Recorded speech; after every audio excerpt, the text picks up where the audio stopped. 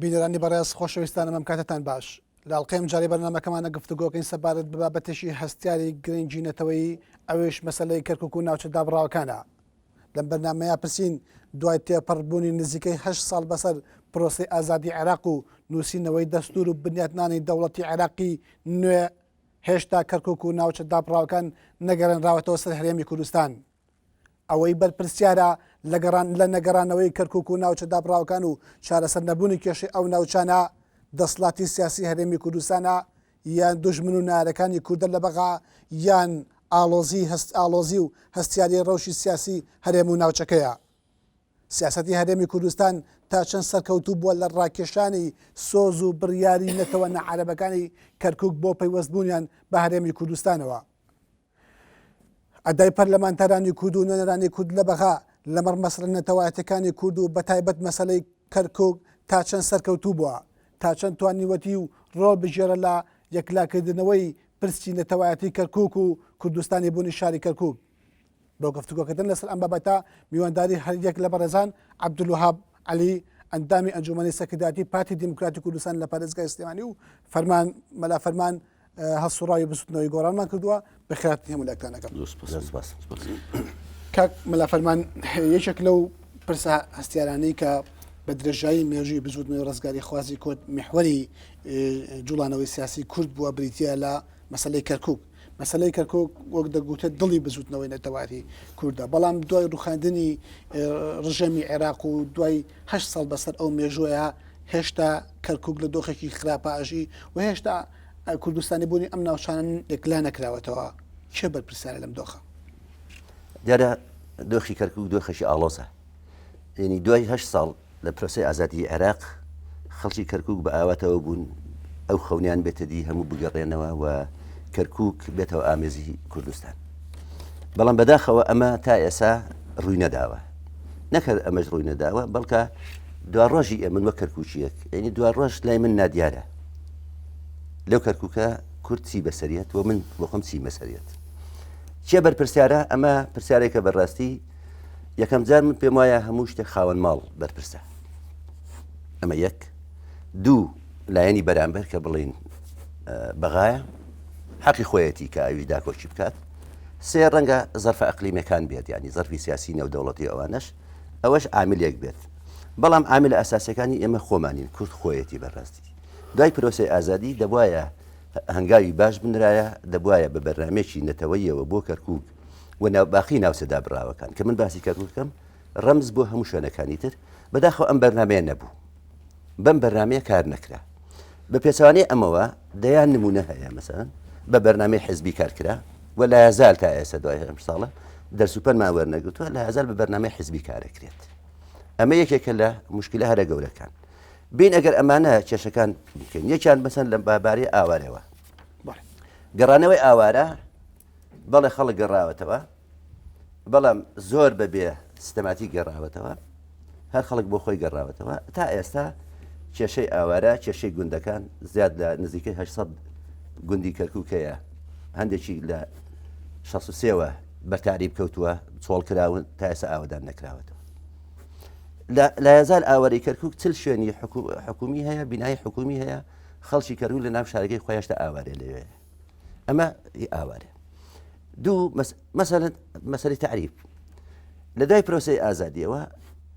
جگە لەوەی کە هەندێک ماڵ باریکرا لە کەرکووک 850 ماڵ لە حەویجە کورد دەرکراوە. ئێستا پەرتەوازە بۆ لە ناو کەرکووکە. ئەم پەرتەوازە بوونە کەس نییە خۆی بکا بە خاوەنیش. بێ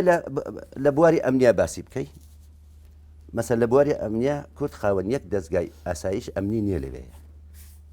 بەبەرچاوی هەموو خەڵکە دوو ئاسایشەیە. تا ئەم لەحزەیە مەسەن بچوە یەک نمونەی بچوو گێنمەوە، بڕە سەیتەرەی دوو بەس، پردەکەی دوو بەس. لەم ڕۆژان من ڕۆشتم بۆ هەولێر لەوێوە،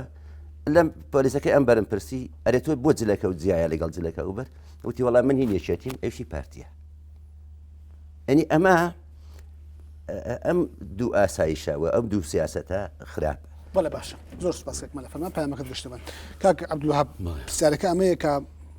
دەسڵاتی سیاسی هەرێمی کوردستان کە بە شێوەیەکی بنچینەی یەکێتی و پارتی تەمسیلیەکەن و بینای قەراری سیاسیەکەن لە هەرێمی کوردستانن لەمەڕ مەسەلەی کەرکووک ئەوەی کە کردووانە بە حیزبیکردنی ئەو شارە بووە و تا تموح و بەرژەوەندیی حیزبیانان لەم شارە بەردەوام ممارەسە کردو نەکردێتەوەی بۆیە هەتا ئێستا کەرکووک دوای 8 ساڵ لە ئازادی عێراق نەگەڕێنەداوەتەوە سە هەرێمی کوردستان و کاک مەلا فەرمانش ئەڵێ چارەنووسێکی نادیار چاوەڕێی خەڵکی کەرکووکەکە بەتایبەت کوردەکانی. سەرتا سپاس بۆ جەنابەت کاک ئومێد بە حەقەت ئێمە کە بەس لە کەرکووکەین بەڕاستی کەرکووک زۆر گەورەیە و کەرکووک و کەروچەکان زۆر گەورن و کێشەکەش زۆر گەورەیە و زۆر ڕێگ و ڕیشەی مێژوویە هەیە نابێت کەرکووک لەم 8 ساڵێ بینیتەوە بێ کەرکووک بینی لە ماوەی 90 ساڵی پێشوە 87 ساڵی پێشوە چۆن کەرکووکە بینی ئەم شارە هەمیشە مستەدە بۆ ئامانجی ناحەزی ناوانەی دوژمنی ناوانەی داگیرکەری ناوانەی بووە و هەمیشە چی هاتوێ سەر کورسی 10 ساڵ لەم وڵاتە لە عێراق کەوتەری عێراق هەمیشە یەکەم شت چای بڕێتە کەرکووک بەوەی لە پێشترا پێش لە ئێستا و دوایەوە دۆزراوە لە خواری عێراق و ناوەندی عێراق و ئێستاشکە لە کوردستان دۆزراوەتەوە جاران کەرکووک وەکو سەرچاوێکی گرنگی ئابووری تاک و تەنهای هەموو عێراق و هەموو ناوچەکە حسابەکرا و فعلەنیش بەشێکی زۆر گرنگەوە کەرکووک شارێک نیە بە تەنها عێراقی بێ و تەنها کوردستانیش بێ بەڵکو شارێکە بەڕاستی لەسەر ئەستی نێودەوڵەتیش وڵا ینی بەشێکە پرۆسنتێکە لە هەموو اقتصادی عالم و شارێکە هەمیشە تۆ ناتوانانی بێ بڵێ ئەمە من بە ئێرادی پرسیارەکەی من ئەمەیە بێگومان کەرکووک مەسلێ ئالۆزی زۆری بەدوای خۆینان مەبەستمان لە پرۆسی ئازادی عێراق ئەوەیە کە لەم مێژۆ بەدوا فرسەتێکی گرنگ هەڵکەوت بەڵێ لە دوای ئازادکردنی عێراقیشەوە بۆیە کە بە جەناب باسی کەم بۆ جەناب دەویش ئەوەیە کە ئەم شارە بەدەست ئێمە نەبوو بەدەست ئەمریکەکانەوە و عێراق محتەل بۆ لەلایەن ئەمریکانەوە بە قەرارێکی خۆیان و نێودەوڵەتیش بەڕاستی و نەتوانراوە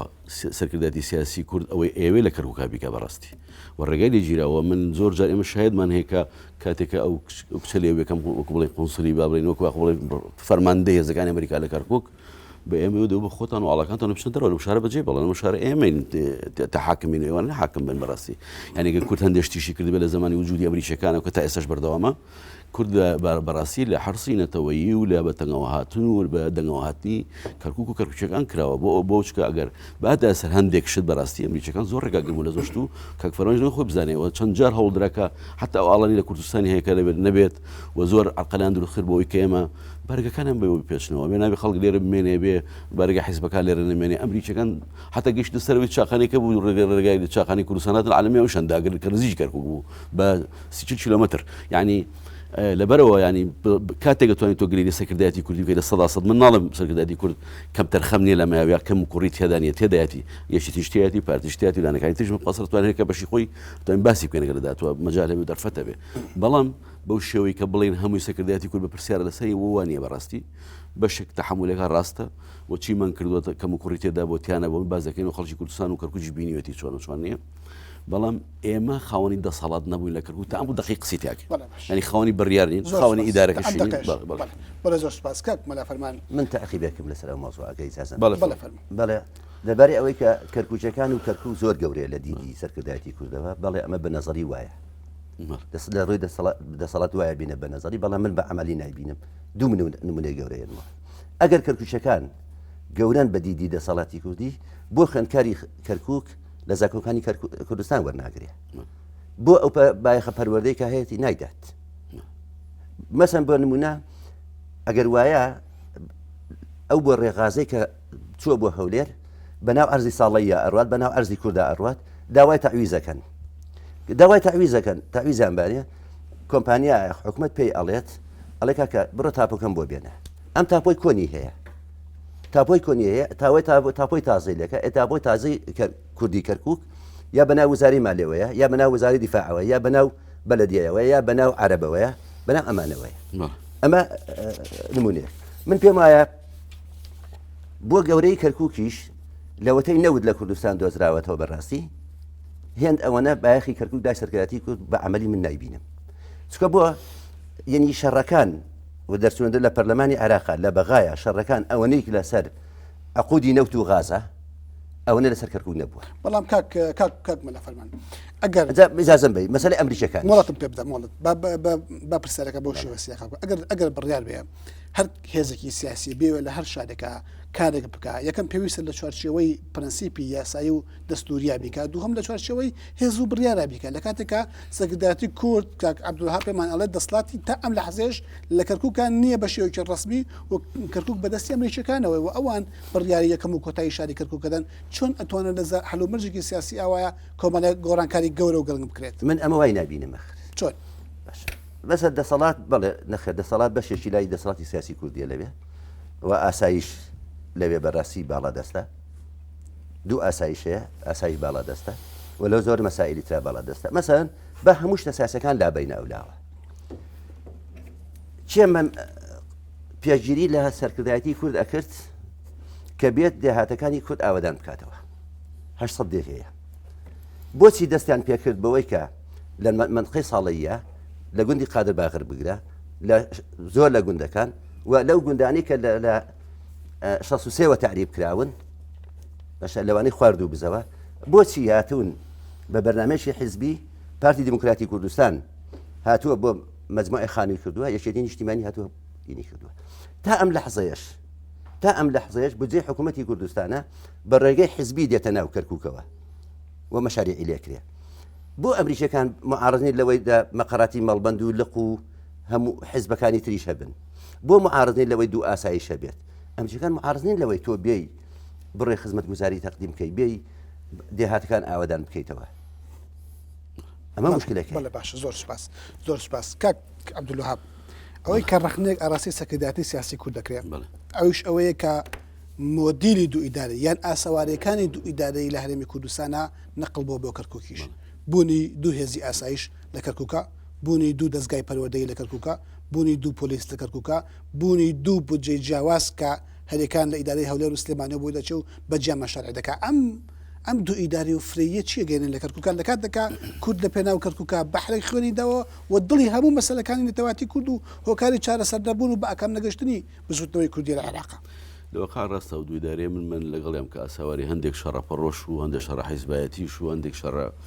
نازم بڵێم دوی داریشمان بردە ناو کەرکووکەوە بەتاکی دەوێت تەجروبی بووە من لەگەڵەوانیم کە شتێکی خراپە و خۆشم بە نووسین وتار هەمە من لە ڕۆژنامە گۆڤارەکان نووسی بکە کارێکی خراپمان کردووە بەڵام لە دوای ئەوەی مەهەڵمەنداوە بەسەر نمونە پۆلیسی زۆر باشێکی کردوەوە ئاسایشەکە ڕاستیشان زۆر بەڕسمی ناسەوە لە ئیدارەکە لای کەرکووکیشان هاوکاری و ئاسایشی ترە ئەمە بەڕاستی بووە ڕوویەوە لە هەموو ڕێکی شۆ ئێمە هەوڵێکی تەقەلاکی باشمان کردو خۆگە منافەسێکی باشمان کرد بێ لەسەر کەرکووک من بە منافەسەی مەقەڕات و شەڕە پەڕۆکە ناڵێم بەڵام منافەسەی ئاوادانکردنەوەی کەرکووک شتێکی باش بووە لە گەرگەشتی کردوێت یا پارتیە منافەسە کردوێتیان پێشبڕکیان بۆ کردبێکە لە کەرکووک شتکەنیان لە گوندەکانە ئاوادانکردنەوە بکەن بێگومانە بۆیە بێک دەستی بکرایە من لەگەڵەوەم بەڵام بەرامبەرت ئیداری کەرکووک و یەکدەستی تۆ قوبوڵە کەرکووک و هەرێم ئێمە سەردانی ئەوەیەکەین کە جەنابی سەرۆکی هەرێم سەردانی خانەقینەکە خەڵک لە بەغا هاواری ڕەسە نابچێتەوە مەنتیقەیەوە هێشتا کە سەر بە عێراقە سەردانی کەرکووکی احتیجاجات و بەیاناتی ئیستینکارەوانە دەرەکرێت دەڵێ بۆ نابێت سەردانی بکەی ئەچیتە مەخموور ئەڵێ بۆچی چۆتە مەخموور یعنی بەڕاستی ئەمە مۆزوعەوە ئاسان نیە بەتەنها هەمووی بڵێ ئەمە مەسەلەی کورد و سەرکردایەتی کورد زۆر بەرپرسیارە و ئیتر ئەمە هەمووی لە ئەستۆی مەسەل منۆکوتم مەسەلەی کەرکووک مەسەلێکی زۆر معقەدە مەسەلێکی زۆر ئالۆزە فاکتەری زۆر مدەداخل بووە لە مۆزەعانجا فاکتەرەکانی کە جەنابیش سەرەتا قسەکان تا جەناب دامەژە پێەیە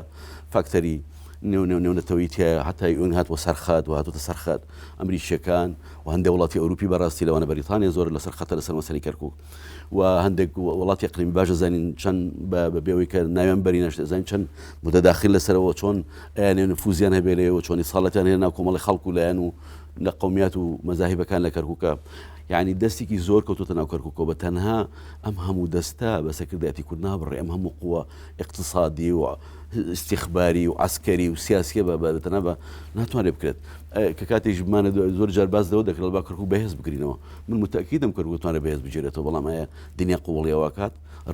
مەجال و دەرفەتیەوە ماتەوە بانی بە پێشمەرگە و خەڵک سێدانی شێ و عێراق دانیشە و دووەری عەربی دانیشە و دڵتی ئیقلیمی دانیشە و ئەمریکا و هەموو غەرب دابنیشن بڵێن هێزی پێشمەرگە کەرکووکی گرتەوە تاو حەڵاڵی بێ و با لە خشوێنی خۆی دانیشێت ئەمە ئیلا بێ بە تەفاهم بێ و بە تەوافق بێ و بە ئیتیفاق بێ و بە ینی ئیتفاقێکی کرد لەسەر مەسەلەی زەمەنی ئەوەی بەڵام کاک عەبدولوهاب ئەگەر ئێمە قسە لەسەر کەرکووک بکەین ئەو ڕێگانەی کە تۆ باسەکەی کە هەلومەرجی ناوخۆی لەبەر نییە وڵاتانی دراوسێتە داخولەکان ئەمریکا لەسەر خەتا وڵاتانی عەرەبی لەسەر مەسەلەکە ئەوەتا چ دەرچەیەکەیە چ ڕێگەیەکەیە بۆ گەڕانەوەی کەرکووک بۆ سەهرێمی کوردستان ئەگەر بڕیار بێ مادەی 140 ڕۆژێن دەستورەکان بێ دوای چەند ساڵ ئەم مادەیە زەمەنی بەسەراتی ئەپەڕۆ جێبەجێ ناکرێت جا مادة دستوريان هر لكردستان واني والعراق جواني لزور ولاتي عالم حتى بديان مادة هي لسر وظيفة فلسطيني يا سين دولتي برياري دولتي لي وانا تاسكش لصالي شخص وشخص وتاكو استاكا كدرشون او ياسا او قرار انه دولتنش جبجه نكراوا يعني كل ما تناني لسر كوكب شي تروبل ام ياسا بدر كراوا ولا جبجه نكراوا لبرامبري اما عقلتي شوفيني ايش اكات لبشتي اويه هذه اقليمي وهذه دولي لبشتي اوونك براستي او ابراري صدوشل يعني نەگەشت ئاکامێکی خۆی ڕاستە هەنگای بوونراوە مەسەری ئاسایکردنەوەی وەزعەکە و دوای بەرەو هەڵبژاردن بەرین هەر هەڵبژاردن بۆ سەرژمەری چیانانی چەند عقلە دروستکەوە چەند ئاستن دروستکرا دوای ڕیفراندۆم بە حقیقەت ئێمە بێ ئەو 140 تەکیدی لەسەرەکەم لە ماوەی لە ماوەی تەنها حیزبی بەعسە لە 35 ساڵی دەسەڵاتێری ڕژیمی پێشووی بەعس 123 مرسوم و قەراری ئەوەی پێوتر استیقادی سەر دەرچووە بەس بۆ تعریبی کەرکووک تۆ توانی لە شەو ڕۆژێکە ئەم هەموو ئاسوارە بسڕیتەوە لە 8 ساڵە یان 9 ساڵ بسڕیتەوە یان لە جێبەجێکردنی بڕیارێکی وەکو 140 بڵێ 140 هەموو ئەمانەی کەوان دەرێتەوە 123 مرسوم و قەرارەکەی عێراق توانە بسڕێتەوە کە لە زمانی بەعسە دەکراوە ینی معقەدە زۆر و ئاسان نییە کاک مەلا فەرمان ئێوە لە مەسەلەی تەقییمکردن بۆ کوردستانەتی کەرکووک و تحدیدکردنی ئایندەی سیاسی کەرکووک ڕخنەکە ئەوەیە کە هەلومەرجی سیاسی عێراق هەلومەرجی سیاسی نێودوڵەتی لەبەرچاو ناگەن لە کاتێکە وڵاتانی دراوسێ بەتوندی لەسەر خەتە و چاودەری دۆخی کەرکووکەکە لە هەموو لە حەزێک ئەگەری تەداخولکردنیەک ژمارەی زۆر عەربی شۆفێرین لە بەخاو لە ناوەڕاست و لە خودی کەرکووکە هەیە بەتوندی دەداەتی ماکە ئەنی پێتوانی ینی ئەو ڕخنانە لە سەکرداتی سیاسی کورد دەگرێت ڕخنەیەکە سیاقە کۆمەڵایەتی و ئابرووی سیاسەکە ناخوێنێتەوە ئەوە دوو شەقی هەیە ئەو مۆزوع یەکیان ئەوەیە کە با تەبریرات نێنینەوە بەڕاستی باسی ئەمریکیەکان و بریتانیا و هەموو ئەم زەرفە دەولیە لە زۆرەوە ئەزانی لەسەر هەمووی ئەزانینیانی پێشوەخت زانیومانە کە زانیمانە بۆ دەستی پێ بکەین مادە کە دەستی پێکەین شتێک هەیە تۆ خۆ چەند ئەتوانی ئەمری واقع فەرز بکەیت ئەمە مهمایانی من ئەمە نبینم لە دەسەڵاتی کوردیە ئەمە نبینم هەوڵی دابێت ئەمری واقع فەرز بکە پاشان یعنی تەسەور کە ئەو ڕەفتارانی کە حزب ئەیکار لە کەرکووکە حساباتی لەسەرە مەسەڵەن یەکێک لە حساباتەکان ئێمە زۆر دانیشتوین لەگەڵ ئەمریکیەکان لەگەڵ تورکمان لەگەڵ عەرەب لەوە یەکێ لەوانە دوو سیاسەتی جیاوازی حزبی هەیە بەرامبەر بە تورکمان و عەرەب ولا يزال ئێسش مەوجودە ولا بەرامبەر بە حکوومەتی عێراقیش بەرامبەر بە مالکی و بەرامبەر بە عەلاویش دوو سیاسەتی جیاواز هەیە لە کەرکووکە بەرامبەر بە تورکمان و عەرەب دوو سیاسەتی جیاواز تا ئێستا یعنی چۆن دوو سیاسەتی جیاواز مەبەستت چیەوە یەکیان مەسەلەن یەکیان پێی وایە لە تورکمان نزیکە بێتەوە ئەوەی تە دوو دەکەوێتەوە تورکمان لە یەکیان نەترسێت عەرەب لەوەی تر دەترسێت یعنی ئێمە سیاسەتێکمان نەکردووە هەوڵمان نابێت ئەوانە نزیکەینەوە لە خۆمان ئەمە لەلایەک لایەکی تر هەندێک مەسائل هەیە یعنی شەر نێتوە هەموو شتێ بەشەر بێت یەکیان ئەوەیە کە خاوەن ماڵ بۆ خۆی چەند دەستکراوەیە من یەک دوو نمونە بۆیانەوە ئێستا مادەی 140 لە کەرکووکە لە قۆناغی یەکەمی مادەی 140 بووە کە تەنها کەرکووک تا ئێستا چەندێک ماوە و چەند پارەی ئەوێت مەسەلەکە قۆناغی یەکەمی مادەی 140 پارەیە من ئەمە لە کۆبنەوەکەی بە کاک مەسعودم بود بەڕاستی لە کۆبنەوەکەی ئەم جارێ بەڕێزی هات بۆ گەورەترین دەسەڵاتی سیاسی کوردیە پێم وت ئەمە مشکلی مادەی 140 تەرحی ئێمە ئەوەیە ئێستا بۆ کەرکووک 650 ملیار دیناری ئەوێت بۆ قەرەبووکردنەوەی عەرەب و قەرەبوودنەوەی کوردەکە ئاوارەی کورد و بۆ عەرەبەکان مەسەڵەن لامە بەهین چەند ئاوارە ماوە و چەندێک ماوە ئێستا 11000 تقریبا 10000 فۆرمی کورد تەواو بووە بەڵام پارە نییە پارە نییە تقریبا 1000 هین ماوە عەرەب ماوە ئێستا پارە ماوە من پێشنیاری ئەوەمان کرد ئێمە لە کۆبوونەوەکەیە وتمان با حکوومەتی کوردستان با هەرێم بێت لەگەڵ حکوومەتی عێراقیە ئەم پارەیە مفاوەزاتی بکەن لەسەری ئەم پارەیە دابین بکەن زوو دابین بکەن بۆ ئەم قۆناغە کۆتایی پێ بێت با بە سلفە بیدا بە حکوومەتی عێراقی چکە حکوومەتی عێراقی ساڵانە 170 ملیۆن سەرفەکات 170 ملیۆن دلار سەرفەکات لەما بیستی تقریبا ئەڕا بۆ مۆزەفی بەڵێ ئەگەر 200 ملیۆنیش بێت بە پێی معلوماتی من 170 یعنی ئەگەر ئاوا بڕوات بە 6 ساڵی تر ئەم قۆناغی یەکەم جێبەجێ نابێت يعني حكومەتی کوردستان بە حکومەتی خۆمانی ئەزانین و پشگیری ئەەکەین ئەمە تەرحی ئێمەیە تەرحی ئێمە بۆ حکومەتی کوردستان ئەمە خاڵ لایەکی تر مەسەن هەندێک جار مەسائلی کەرکووک ئەکرێ بە مزایدەی سیاسی بەڕاستی لە 2008 ئەنجومەنی کەرکووک نامەیەکی یا بە پەرلەمانی کوردستان خەڵکیان کۆ کردەوە نە ئەو ساش پێم وتن ئەگەر مالکی ئەوە جێبەجێ نەکە ئەوە نەکە هەموو مەسەلەی یاسای هەڵبژاردن بوو ئێمە داوا لە پەرلەمانی کوردستان دەکەین کە قەرار بە بیخەینەوە سەر بە دەنگی ئەنجومەن و بیخەینەوە سەر هەرێمی کوردستان ئەو نامەیە ئێسش کەس نەزانی چی لێ هات هێن بە پەلەپەل نووسرابوو پەرلەمانی کوردستان تا ئێسش وەڵامی نیە هەر نازام نامەکە بەچیگە ڕێگەی یاساییمان بەدەستەوە ئێمە کاکە ئێمە لە قانونی ئەقالیمە ئەمانە ئەمەتە مەسەر لە سێەم لە مادەی دوو سێەم کاتێکە پارێزگایەک بێوێت ئینزیمان بکات بۆ هەرێمێک پێویستی بەوەیە یەک لە سەرسەی ئەندامی ئەو ئەنجومەنە داوا بکات تەڵەب تەقدیم بکە و جگە لەوەش یەک لە سەرسەی پەرلەمانی کوردستان موافقەتی لەسەر بکات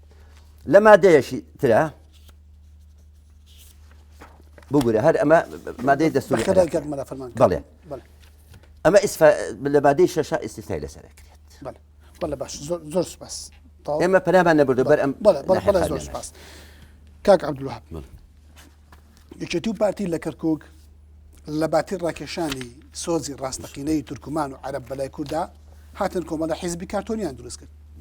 هەر وەک چۆن وەختی خۆی حکوومەتی عێراقی کۆمەڵە حیزبی کارتۆنی لە هەرێمی کوردستان دروست کرد پێتوانی ئەم مۆدەلەی سیاسەتکردن لەگەڵ تورکمان و عەرەبە لەگەڵ نەتەوەی ناکوردەکانی کەرکووکە ڕق و تووڕەیی تورکمان و عەرەب و نەتەوەکانی تر بەرامبەر بە کورد و گەڕانەوەی بۆ سەر هەرێمی کوردستان زیاترەکە و متعاتیف نابن لەگەڵ کووردە بەتەچیت هەندێ تا ڕادێگە و زۆری وایە بە حقت بەڵام هەندێک لایانی شتیانی وانێ پرسیاری جەناب دووبارە کاکڕمێت مەسەن بۆ نمونە لەوێ ئەوەی کە خۆی بە یوسف خۆی بکە بە ڕیشسپی برانی تورکمان لەوێ بەری تورکمانی بوو مەزانی ساڵاتی ئەو لەگە چوە بوو و پەیوەندە دەرەکیەکانی ئەو لەگە چێ بوو چێنە بۆچی ئەوی چ ئەجندایەک جێبەجێ بکات لە کەرکووک بێگومان لە مقابلەوەش کۆمەڵێک ئەحزابی تەرهەبووی تورکمانی کە لەلایەن پارتیوێکی داعمەکەن من ناڵم هەمووی پارتیوێکی دروستی کردووە چکە زۆربەی زۆریان خۆیان هەبوون و دروست بوون و بەعضیان بەری کوردستانیش بوون بەرەی تورکمانی بوون و کشاشنەوە لێی هەندێکانی زمان پێکردشان کشانەوە لاخیرەوە بوو بەرەی تورکمانی زۆر بە لاوازی مایەوە کۆ ئێستا بینیت حتى ئەم بەرەیەش کە لە پێش ئەجندایەکی تری هەبوون و عسیاست و بۆ چوونێکی تری هەبوو لەسەر کەرکووک ئێستا کە ڕای زۆر ڕێی گۆڕاوە زۆر زۆریش ینی شۆڵین سیاسەتەکەی یاخود سیرکردن و تعامل لەگەڵ ئێمە نەر بە نەرمێکی پێوە دیارەوە بە پێر ئەو بە نەرمێشەوە چوین و هەردوو لاش و وەکو حکوومەتی کوردستانی وەکو یەکێتی و پارتیش ئەم نەرمی ئەومان وەکۆڵی قۆستۆتەوە و تعاملێکی باش ئێستا تقریبان هەیە لەگەڵ یەکان بەڵام لایەنەکانی تر ئەفوکە ئەو خوشکبرانی تورکمانی تر حسابەکانی تر ئەگەر خەڵکیان نەبوو بێت و کارتۆنی بن وەکو جەناب دەڵێ بە چۆن دەرچوون لە داڵبژاردنەکانەوە لە ناو ئێستا ئەنجومەنی شارەوانی کەرکووکان چۆنان ئەگەر خەڵکیان نەبوو بێت ئەگەر کارتۆنی ببن و وەکوانی بە عەزبەکەی دەکەسیان لەگەڵان نەبوو نابەزە بە خەڵکیان هەبوو و لە بازیشان لە پێشبەری تورکمانی شەوانە هەبوون لەسەر ئاستی کەرکووک لەسەر ئاستی کوردستان و عێراقیش بەعزە حسابی لەو حسب تورکمانیانەی کەرکووک منەمێ وەڵامێکی کاکمە لە فەرمانی بەڕێز بمەوە ئەوەی کە ئەو باسی لێوە دەکات ئەو ئینقلابی 22 تەمووز بوو کە کاتێ ئەو هەڵوێستەی کە پەرلەمانتارانی ئێمە و کوتلە کوردستانیەکانی لە بەغا هاتنە دەرەوە کوتلەی کوردستانی لە پەرلەمانی عێراقی سەحابیان کە ئەنجومەنی نیشتیمانی عێراق وەکۆڵێ لەسەر ئینقلابەکەی 22 تەمووز بوو کە ویسان ئێلغا مادەی سەوچەکەن و مادەکەی 324 بوو بزانم کە لە شوێنی دابنێن نامەنە بەڵێ نامەنە بە کۆدەتاکەی 22 تەمووز لەبەرەوە ینی من پێم وایە ینی ئەبێت ئێمە بەورتر تعامل لەگەڵ وەزع بکەین و نەبێ ینی یەک استراتیژی هەیە لای ئێمە بەداخۆڵەمان لای هەندێک برادرانی ئێمە جا بەبێ ناوهێنان دائما وای بکەینەوە هەموو شتێ سەرکردایەتی کوردە ینی ئەم نوع بیرکردنەوە بەڕاستی بیرکردنەوەکی باش نییە ئەتوانین بڵین لێرە کەم و کوڕی هەیە لێرە زۆر ڕۆشتین لێرە کەم ڕۆشتنەمان هەموویە بێت چکە ئەتوانین هەڵسەنگانێکی واقعبینانەیە و بەڕاستی معقولە و مەقبولیشە بەڵام کاتێ هەر هەمووی بە تۆزەری وەسرابێنی بڵێ هیچ نەکرا لە کەرکووک وەرەمەیەکی هەر هەمووی سەرکردایەتی کورد بەرپرسیار لەسەر کەرکووک ئەوەدان کرێ کەرکووک بغرێتەوە سەر کوردستان کەرکووک ئەوە ئیلی ئاخری مەسئولیەتی تاریخی نەمانە ڕاستە زۆر ڕاستە بەڵام تۆ تا چەند ڕێگات پێدراوەمانە جێبەجێکەی من پێم وتی لەسەر زیارەتێکی جەنابی سەرۆک بۆ خانەقین کۆمەڵێک دەنگ بەرز بووە لە عالەمی عەرەبی نەکە لە ناو عێراقا